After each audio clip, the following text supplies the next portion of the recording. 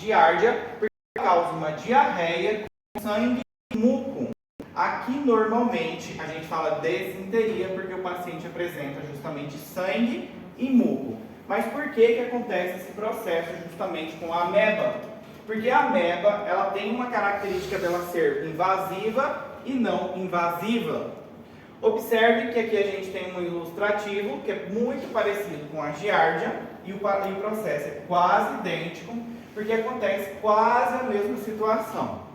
O quiche ingere através de alimentos, água contaminada, quiche, passa pelo seu estômago justamente, ocorre o processo de desencistamento, passa para a forma de trofozoito, e esse trofozoito, observe aqui o epitélio do nosso intestino. Aqui, através justamente de um processo enzimático também, esse trofozoito ele começa justamente ao quê? A penetrar, só que diferente da giardia, essas enzimas faz justamente com que o trofozoita ele comece o quê? A penetrar no meu epitélio. Por isso que aqui é diferente o processo da giardia. Por isso que aqui o paciente manifesta o quê? Sangue e muco. Porque aqui ele começa a lesionar o meu epitélio. Começa a sangrar. E aqui que está o problema, porque a ameba, com o tempo, ela pode ocasionar o quê? Ele pode penetrando, que ela pode justamente o quê? Alcançar algum vaso sanguíneo e parar justamente o quê? Em algum outro tecido, em algum outro órgão. E passar justamente para uma forma que a gente fala justamente, que seria a forma extraintestinal. Que o principal lugar que ela pode parar seria justamente hepático. E aí, quando para no fígado, pode formar o que a gente fala, por exemplo, um abscesso hepático, onde o paciente aqui pode começar a manifestar uma hepatomegalia.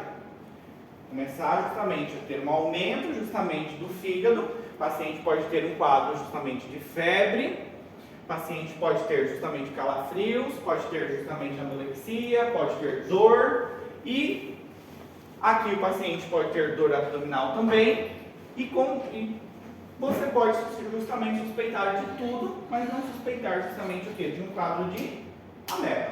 Nesse caso é cirúrgico ou tem medicamento? Não, é medicamentoso, não é cirúrgico. Aqui é medicamentoso, certo? Depois, o que pode acontecer? Daqui ainda, ela pode justamente parar onde? No pulmão. E aqui o paciente, além de ter a forma, manifestar essa hepatomegalia, pode começar a ter justamente uma dor torácica, justamente, uma expectoração cor de chocolate, febre, manter a febre, e ainda ter uma hepatomegalia ainda. E manter justamente o quê? A hepatomegalia, o paciente ter febre, a dor torácica, manter a dor também justamente abdominal, e você ainda não suspeitar que pode ser o quê? Um quadro de ameba, certo? Você suspeita de tudo, mas não pensa justamente em uma ameba. Depois que você pode chegar a pensar que seja uma ameba. Depois, justamente, pode chegar o quê? Afetar também o quê? Cérebro. Mas aqui é muito mais raro. Muito mais raro a gente ver uma afetação a nível do sistema nervoso. Principalmente a gente vê a afetação aqui somente em caso de amebas de vida livre. Que são mais amebas que são localizadas na América Central. Certo? Outra que é muito importante e é comum também no nosso meio, que a gente vai citar pelo menos ela, para a gente falar um pouquinho. Quando ela está no fígado, o tratamento é bem mais complicado, né? O tratamento é um pouquinho mais complicado. No fígado ou no pulmão? Fígado e pulmão. Os dois é bem mais complicado. Do fígado, contaminado pela água da casa.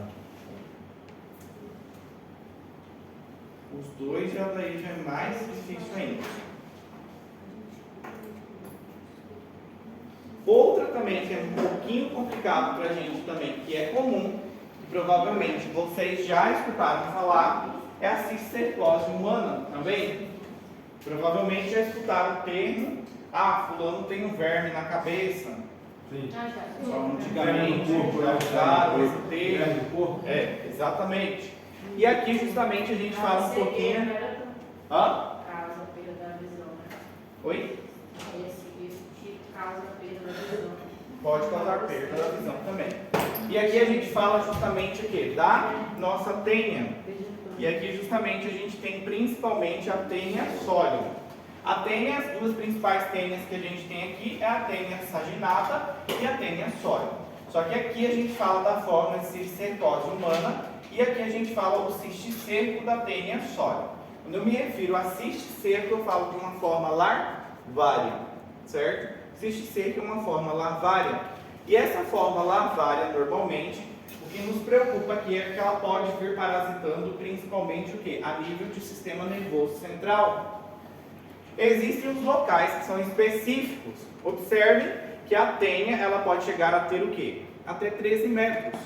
De 8 a 13 metros. A famosa solitária, que pode viver solitariamente dentro de você, certo? E aqui, observem que aqui eu tenho, isso é chamado de proglote. Esse seria um ovo de tênia. E essa proglote aqui é como se fosse o útero. E aqui dentro tem em média mais ou menos de 30 mil a 50 mil ovos em cada proglote. E a pessoa ela libera cada vez que ela evacua, que ela defeca, em média 6 proglotes. Então, em média, aí, 300 mil ovos de tênia, certo? Mas a pessoa normalmente ela entra em contato com o cisticerco, com a forma larvária, através do quê? De carne mal cozida de porco. Exatamente, de suíno. Ela entra em contato através do cisticerco com essa forma larvária da carne de porco mal cozida. Existe um episódio do doutor, daquele médico manquinho, o doutor House, acho que é House. Primeiro episódio, Dr. House. esse aí mesmo. É que no primeiro episódio, a única série que fez mais sentido, assim, na vida, fez uma parte, até o meio fez sentido, foi essa. Por quê? Porque começou o episódio mostrando uma professora dando aula e no meio, aí ela do nada convulsionou. Levaram ela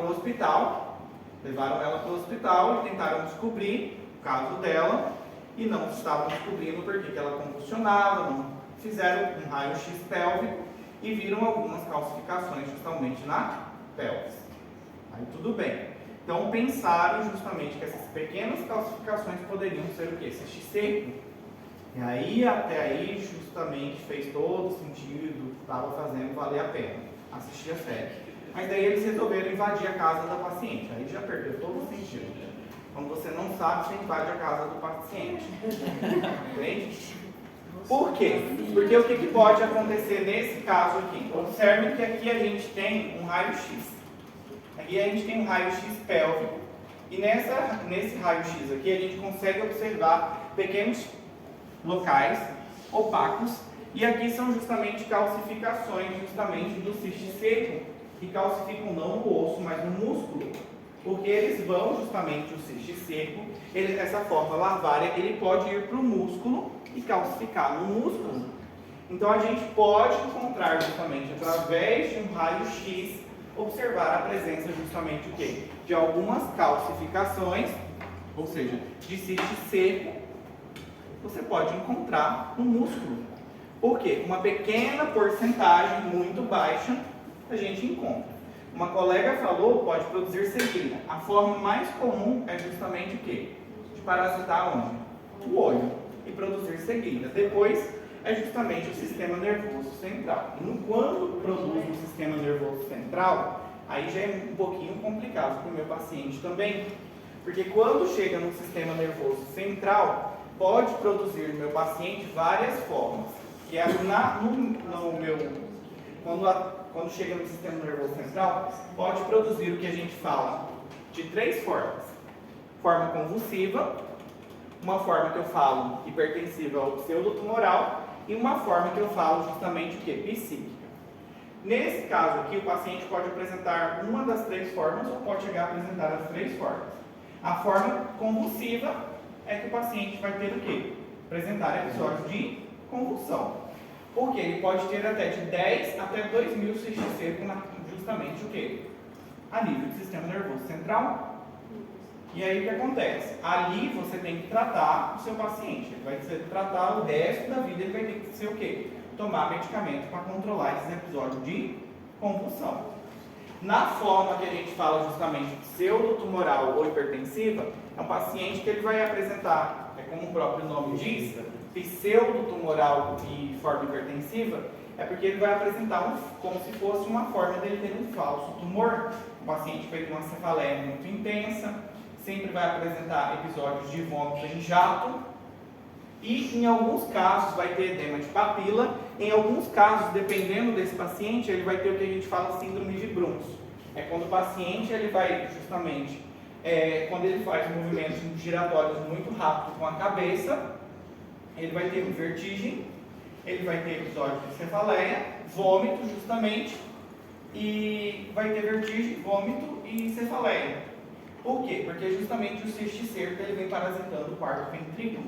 Então o paciente ele sente justamente esses sintomas.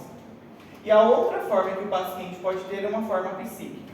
O paciente pode ter justamente um quadro de transtorno mental. Ele pode ter um quadro de esquizofrenia, desenvolver esquizofrenia, pode ter delírio, é um paciente que pode ter justamente melancolia, ou seja, é um paciente que pode ter alguma perturbação mental, justamente. E a outra forma é justamente o quê? Afetação justamente ocular. O paciente pode chegar a ter o quê? Cegueira. Tá certo. Certo? Doutor, E a... ele atinge a musculatura pelo mesmo jeito que a ameba? A giardia, quer dizer? Sim, Ele exatamente. e atinge Exatamente. a musculatura. Exatamente. Ele vai para a corrente sanguínea também, até chegar ao cérebro? Exatamente. Ele vai e atravessa. Certo? A giardia fica agarrada nas microvelocidades, não é? Giardia sim. Certo? Então, nesse caso aqui, a gente vê algumas formas. Por que eu cito essas formas? Porque para tratar esse paciente, a gente vai falar alguns tratamentos. Para tratar o nosso paciente aqui, a gente tem alguns medicamentos para tratar. E a gente fala de alguns fármacos, por exemplo, até que tem alguns tratamentos. Ó. É citado. Na quimioterapia é feito praziquantel e com albendazol, certo? Aqui, por exemplo, o que é excelente para a gente vai comentar, que é o albendazol. Por que o albendazol é um excelente fármaco para a gente tratar? Porque o albendazol, ele depois que ele faz justamente o processo dele de metabólito, é super rápido, ele gera justamente um sulfóxido. E esse sulfóxido, justamente, que ele gera, ele prega, como se fosse prega, super bem tecido. Ele gruda nos tecidos. E isso é excelente por quê? Porque os meus cisticecos, eles ficam onde? Nos tecidos. Então, por isso que é excelente o quê? O albendazol para eliminar justamente o quê? O meu cisticeco. Certo? Tranquilos até aí? Outro que a gente vai falar aqui também é muito comum no nosso meio. Só mais uma pergunta. Quando ele está no sistema nervoso central, ele, com o tratamento, ele morre ou ele fica vivo lá e só controla os sintomas? Não, morre. Mata ele também. Só que o dano já foi gerado. O dano já. A gente elimina ele. Outro também que é muito comum no nosso meio é essa daqui. Tricomonas vaginais.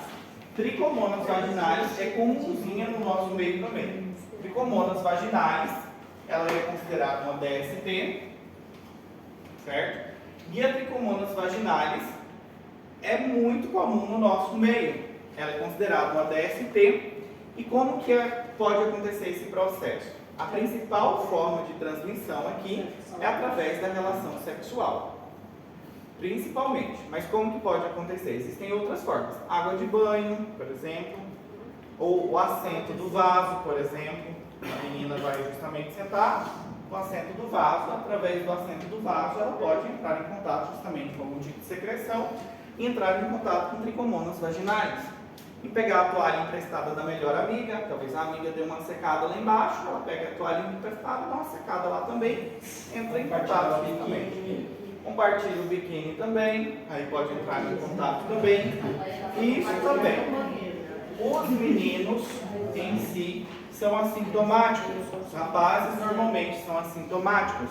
O homem, ele pode ficar um período aí com trofozoíta por até mais de uma semana. Pode ficar levando o trofozoíta de uma menina para outra por até mais de uma semana no prepúcio, sem sentir sintomas.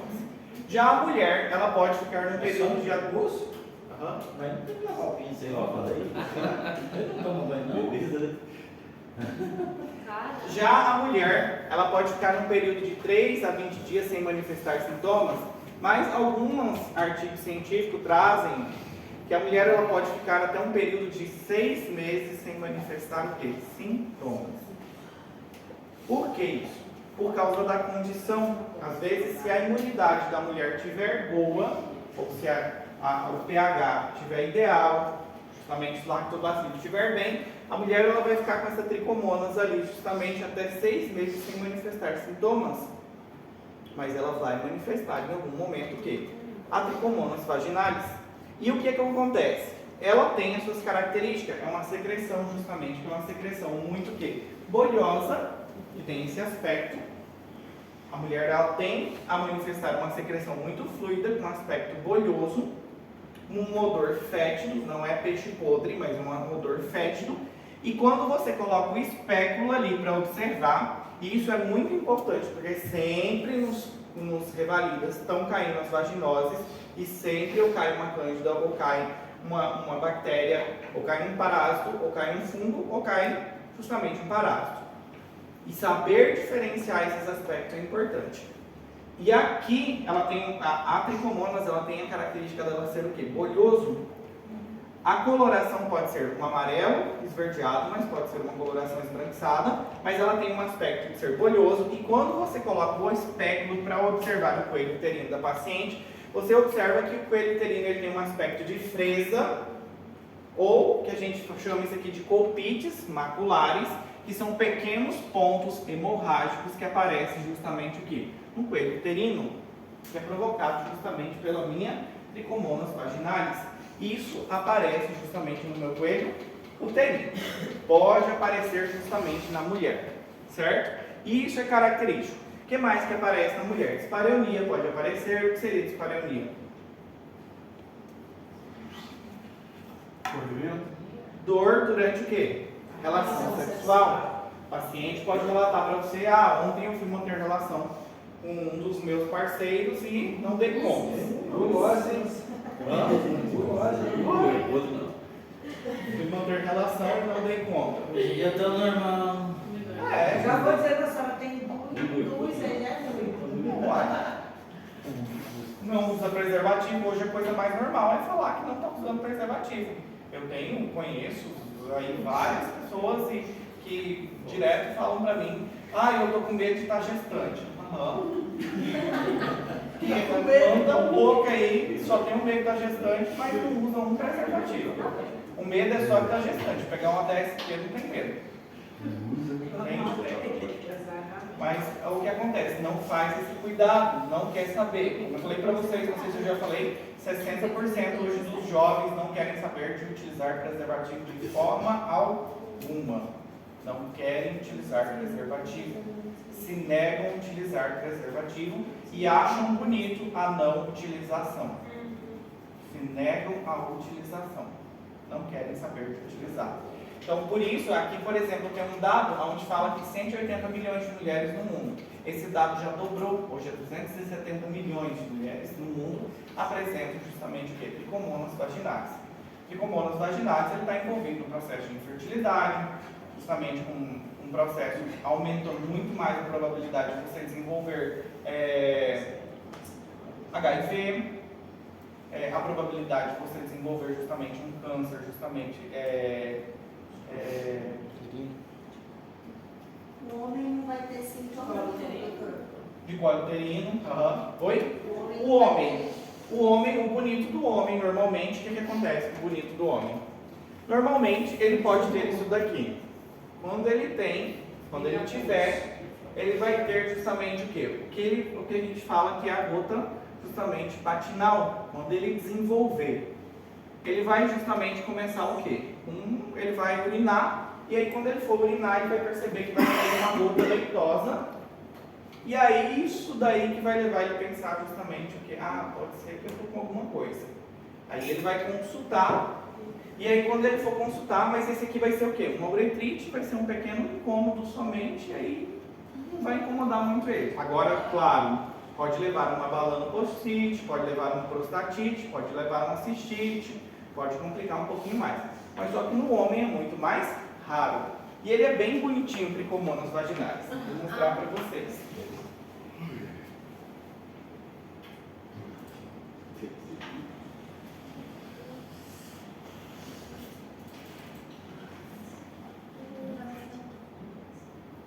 Ele é esse que está rodando aí. Não sei se vocês conseguem ver. Esse aqui é um tricomonas vaginalis. Foi feito justamente no exame de urina. Esse aqui, rodando, esse também é um tricomonas vaginalis.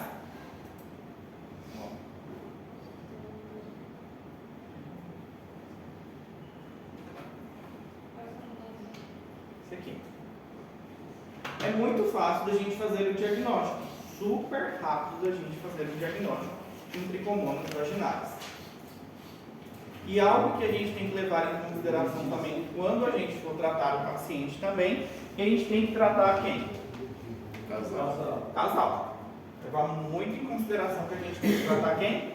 O casal. Para fazer o diagnóstico, normalmente a gente pede o quê? Ou a gente tira essa gota matinal ou a urina do paciente. Pega justamente esse primeiro jato, já para fazer o diagnóstico, ou a mulher a gente pega diretamente a secreção, ou faz o Papa Nicolau. A gente consegue observar ele bem bonitinho. Tratamento, a gente vai falar ainda, mas principalmente a gente utiliza metronidazol e sempre levar em consideração que a gente tem que tratar quem? Parceiro, certo? Sempre tem que tratar o quê? Parceiro ou parceiro. Exatamente. Certo? Tem que sempre tratar. É sempre importante tratar o parceiro. Aqui a gente tem até um caso clínico. Não sei se isso aqui, vamos ver. Aqui, por exemplo, a gente tem uma mulher de 28 anos que apresentou no consultório da unidade básica de saúde com queixando justamente de coceira vaginal, prurido vaginal. A paciente relata que os sintomas começaram faz aproximadamente 2 semanas. Indica que sua última relação sexual com seu parceiro ocorreu faz 1 semana, justo depois que ele regressou do seu trabalho como caminhoneiro. Aí que vai, né? E que não havia tido contato com eles durante aproximadamente 1 mês. Antes da ocasião, durante a relação sexual, experimentou uma forte dor. O exame físico se observa justamente que o coelho uterino apresenta um aspecto similar ao de uma fresa e a secreção vaginal justamente tem um aspecto ampolhoso e uma cor justamente esbranquiçado, ademais de um odor fétido.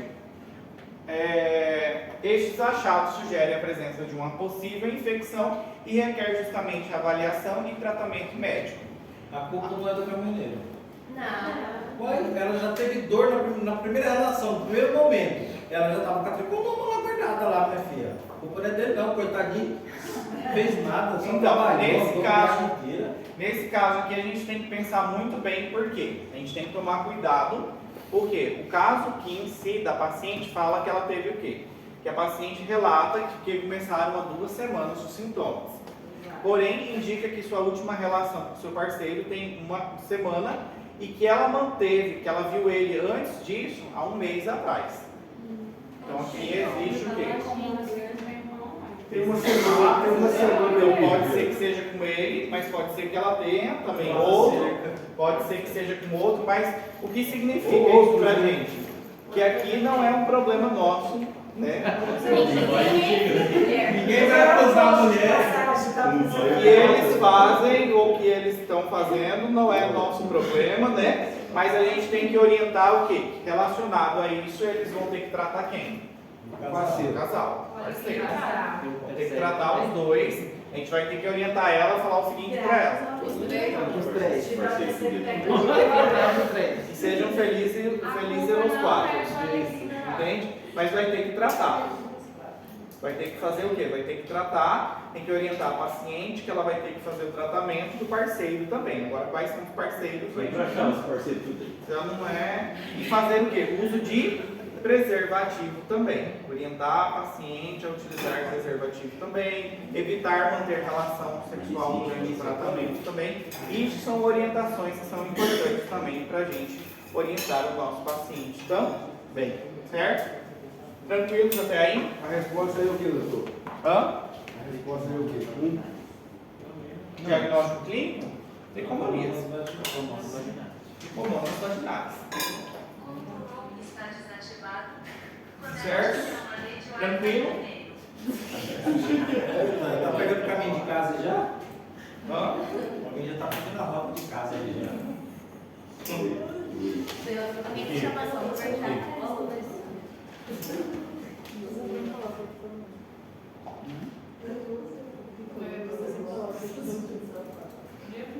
Vocês já estavam crucificando coitado do caminhoneiro. Certo, pessoal? Então, amanhã a gente começa falando dos nossos antibiomínicos, certo? Os nossos albendazóis. Falou que é caminhoneiro.